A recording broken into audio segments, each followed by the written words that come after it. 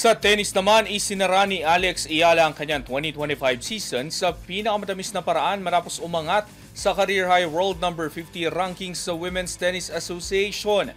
Isang makasaysayang tagumpay na lalong nagpapatibay sa kanyang titulo bilang Filipina Tennis Queen. Ang ibang detalye alamin sa pag-abante ni Jessie Escanio.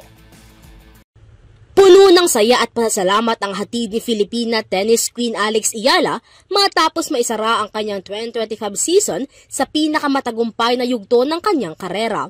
Ang pag-abot sa career best world number 50 ranking sa Women's Tennis Association. Sa kanyang Instagram post na ibinahagi nitong Lunes, ipinahayag ng 20-odd na si Ayala ang kanyang labis na kasiyahan at hindi makapaniwalang damdamin sa mga tagumpay na kanyang nakamit ngayong taon. Ayon sa kanya, ang 2025 ay isang taon kung saan tunay natupad ang kanyang mga pangarap at puno ng mga hindi malilimutang sandali.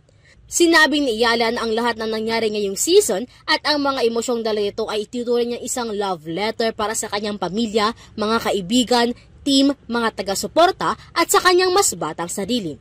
Dagdag pa niya, ito umano ang simula na inaasahan niyang isang mahaba, masaya at matagumpay na karera sa professional na larangan ng tennis. Nakapasok si Ayala sa top 50 ng WTA matapos ang seri ng matatag na laban sa buong season.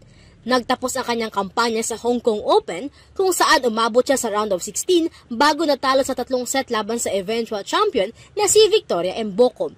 Ang bagong ranking ni Ayala ay magbibigay daan sa kanya na magkaroon ng direct entry sa mga Grand Slam main draw at mas mataas na antas ng mga WTA tournament sa 2026.